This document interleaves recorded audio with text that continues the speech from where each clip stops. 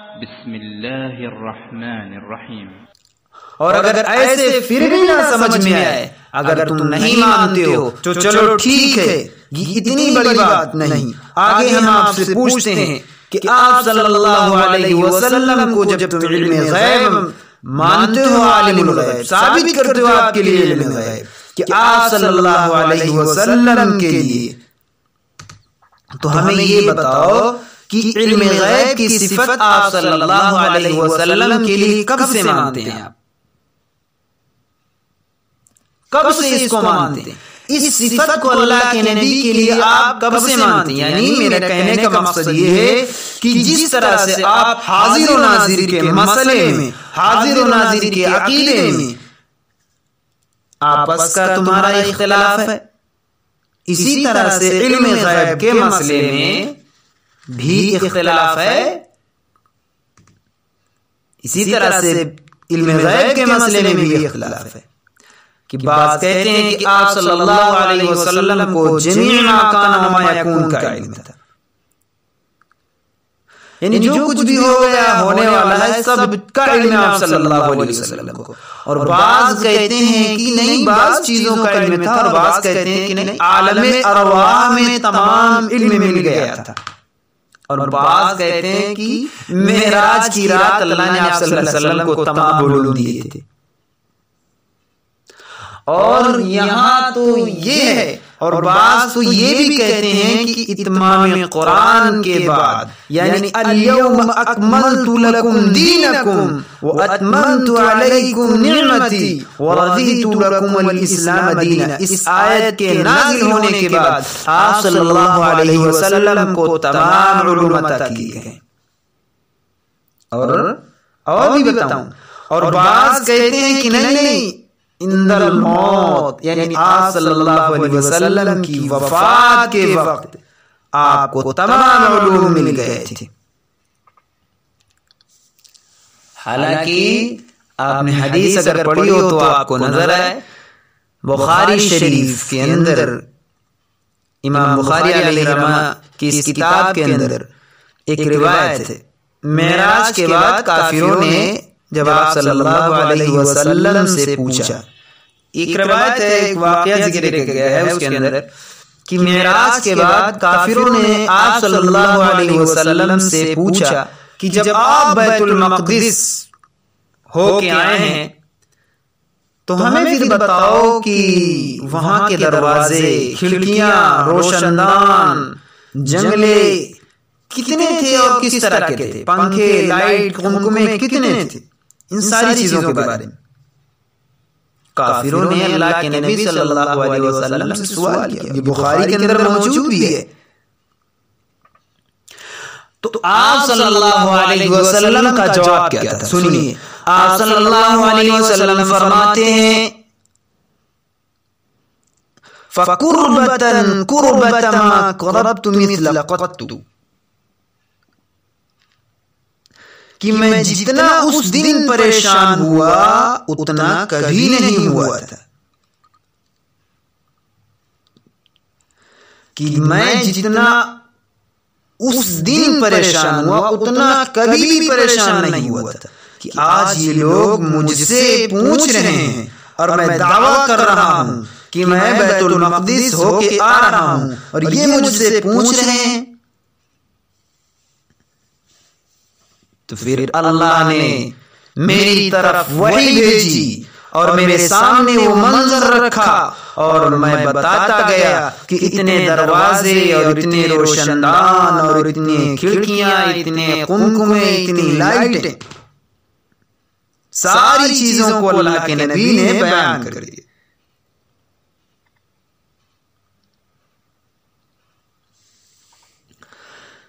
آپ تو اس طرح اللہ کے نبی صلی اللہ علیہ وسلم کے متعلق عقیدہ رکھتے ہو، اور اللہ کے نبی خود اپنی ذات کے بارے میں یہ بیان کر رہے ہیں۔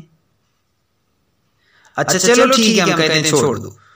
اچھا ہمیں یہ بتاؤ کہ جب آپ صلی اللہ علیہ وسلم کے لیے تم علم غیب مانتے ہو، تو ہمارا تم سے ایک سوال یہ ہے چھوٹا سا، کہ ہمیں یہ بتاؤ کہ یہ علم غیب کی صفت صرف آپ صلی اللہ علیہ وسلم کو ہی حاصل ہے یا اور تمام انبیاء کو بھی حاصل ہے؟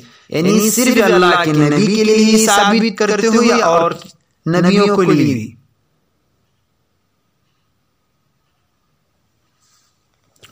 چلو خیر، یہ نہیں بتاؤ گے۔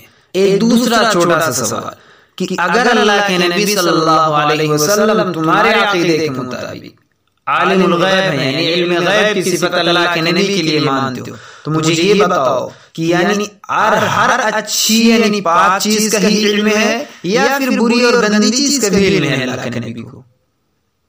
بتاؤ، ہر صرف پاک اور اچھی چیز کا ہی علم ہے یا بری اور گندی چیز کا بھی علم؟ نہیں بتا سکتے نا تم،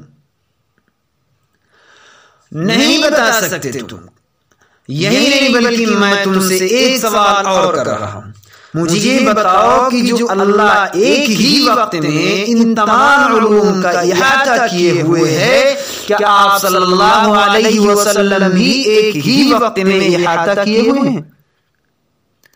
ابھی میں کیا کر رہا ہوں، میرے دل میں کیا ہے، ساری کائنات کو جمع کر دو، انسان اور جنات، حیوان، نباتات، جمادات، سب کو، اور سب ایک ہی وقت میں سوچیں تو میرے اللہ کو سب معلوم ہے۔ اس کو علم کلی اور علم محیط کہتے ہیں۔ تو خیر، میں یہ کہہ رہا تھا کہ قرآن و حدیث میں دونوں لفظ ایک ساتھ آپ صلی اللہ علیہ وسلم کے لیے استعمال ہوئے ہو، ہم کو دکھا دو۔ علم محیط اور علم کلی کہتے ہیں، اور اللہ کے نبی کو یہ علم ہے، علم کلی اور علم محیط ہے۔ خیر، میں کہہ رہا تھا کہ قرآن و حدیث میں دونوں لفظ ایک ساتھ آپ صلی اللہ علیہ وسلم کے لیے استعمال ہوئے ہوں، ہم کو دکھاؤ۔ اور اگر تم ہم سے کہو کہ دونوں لفظ نبی کے لیے نفی کے ساتھ استعمال کیے گئے ہوں، تم دکھا دو، تو ہم الحمدللہ قرآن کی آیت ابھی سنانے کے لیے تیار ہیں۔ کہو میں سنا دوں ایک دو آیتیں؟ سنیے، اللہ تبارک و تعالیٰ نے قرآن مقدس کے اندر فرمایا، جہاں پر دونوں لفظ نبی کے لیے نبی کو نفی کے ساتھ، یعنی نبی کے لیے نفی کے ساتھ دونوں لفظ استعمال کیے گئے تاکہ کل شبہ نہ ہو جائے، کسی کا عقیدہ خراب نہ ہو جائے، اسی لیے اللہ نے پہلے ہی قرآن کے اندر اس طرح استعمال کیا ہے اور بتایا ہے امت کو یہ تعلیم دینے کے لیے تاکہ عقیدہ خراب نہ ہو۔ فرمایا وَلَوْ كُنْتُ أَعْلَمُ الْغَيْبَ لَاسْتَكْثَرْتُ مِنَ الْخَيْرِ وَمَا مَسَّنِيَ السُّوءُ إِنْ أَنَا إِلَّا نَذِيرٌ وَبَشِيرٌ لِقَوْمٍ يُؤْمِنُونَ۔ سورہ اعراف کی آیت ہے، شاید 9ویں پارے میں ہے۔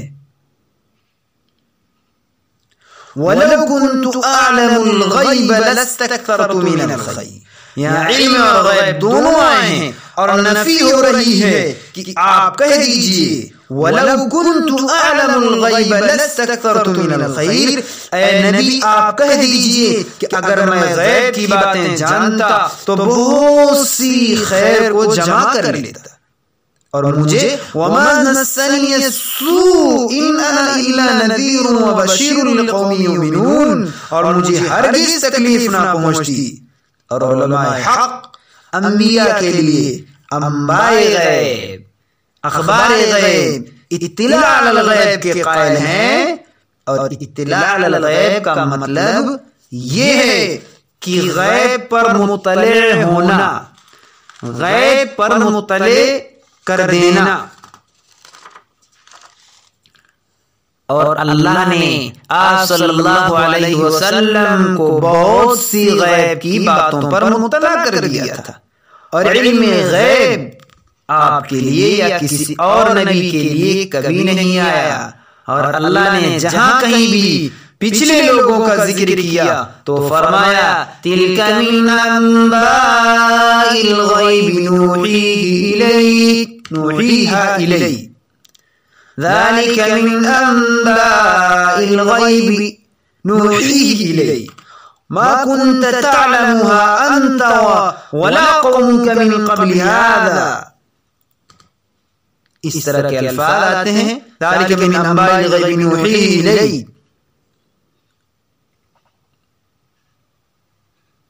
یعنی یہ غیب کی خبریں ہیں جس کی ہم آپ کی طرف وحی کر رہے ہیں. اس سے پہلے نہ تو آپ جانتے تھے اور نہ ہی آپ کی قوم جانتی تھی. کس نے بتایا؟ اللہ نے. تو ہم انبیاء کے لیے انباء غیب، اخبار غیب، اطلاع الغیب کے قائل ہیں.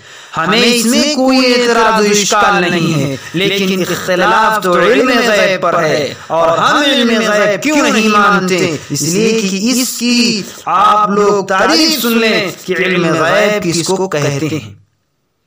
علم غیب کس کو کہتے ہیں اب آپ سمجھ لیجیے. علم غیب بھی مرکب اضافی ہے. میں نے کہا تھا نا کہ مرکب اضافی ہے. اس کو سمجھنے کے لیے اس کے دونوں الفاظ کو سمجھنے پڑے، لیکن آپ اجمالاً سمجھ لیجیے علم غیب کس کو کہتے ہیں. مولانا عبدالعزیز صاحب کی شرح عقائد کی شرح ہے، اس میں صفحہ 574 پر یہ تعریف ہے: وَالتَّحْقِيقُ أَنَّ الْغَيْبَ مَا غَابَ عَنِ الْحَوَاسِ وَالْعِلْمُ الضَّرُورِي وَالْعِلْمُ الْإِسْتِدْلَالِي وَقَدْ نَطَقَ الْقُرْآنَ بِنَفْيِ عِلْمِهِ عَمَّنْ صَبَاهُ تَعَالَى فمن ادعا انه يعلمه كفر. اب آپ سمجھیے عربی عبارت کا ترجمہ، یعنی جو علم وحی کے بغیر حاصل ہو. کیا کہتے ہیں؟ وَتَحْقِيقُ أَنَّ الْغَيْبَ مَا غَابَ عَنِ الْحَوَاسِ وَالْعِلْمُ الضَّرُورِي، یعنی جو علم وحی کے بغیر حاصل ہو اور جو حواس خمسہ کے بغیر حاصل ہو یا کسی کے بتائے بغیر حاصل ہو تو وہ ہے علم غیب. اب جب آپ نے یہ تعریف سن لی اور مفتی یار خان گجراتی نے جال حق کے اندر علم غیب کی یہی تعریف لکھی ہے، یہی تعریف انہوں نے بھی لکھی ہے. اب ان بدعتیوں سے پوچھو کہ ہمیں دکھاؤ کہ آپ صلی اللہ علیہ وسلم عالم الغیب تھے، کیونکہ ان کو کچھ معلوم ہی نہیں. پر یہ تو تعصب میں کہتے ہیں کہ آپ عالم الغیب ہیں، آپ کو علم غیب تھا. اور اگر یہ بدعتی آپ سے کہیں کہ قیامت آنے سے پہلے آپ نے بتا دیا کہ یہ ہوگا وہ ہوگا، والدین اولاد کا کہنا نہیں مانیں گے، دجال آئے گا، علم غیب تھا جبھی تو بتا دیا، تو ایسی صورت میں آپ کے پاس بہت اچھا سا جواب ہے. کہو تو میں بتاؤں؟ کہو جناب والا، اگر صرف ما قبل کی بات بتا دینے سے ہی آدمی عالم الغیب ہو جاتا ہے تو پھر تم بھی عالم الغیب، ہم بھی عالم الغیب، سبھی عالم الغیب ہو گئے. کیونکہ ابھی دجال آیا نہیں، عیسیٰ علیہ السلام آئے نہیں، حضرت مہدی آئے نہیں، اور ہم بھی بتاتے ہیں. چنانچہ اللہ کے نبی کو بتایا، اللہ نے نبی کو بتایا اور نبی نے ہمیں بتایا. نہ ہم عالم الغیب ہیں اور نہ نبی عالم الغیب ہیں، کیونکہ جو علم کسی کے بتانے سے حاصل ہو اس کو علم غیب نہیں کہتے، بلکہ انباء غیب، اخبار غیب، اطلاع الغیب کہتے ہیں. اور ہمارا دعویٰ ہے کہ علم غیب کی صفت خاص سے خدا ہے. اس کے متعلق چند آیات میں آپ کو انشاءاللہ اگلی بار سناؤں گا.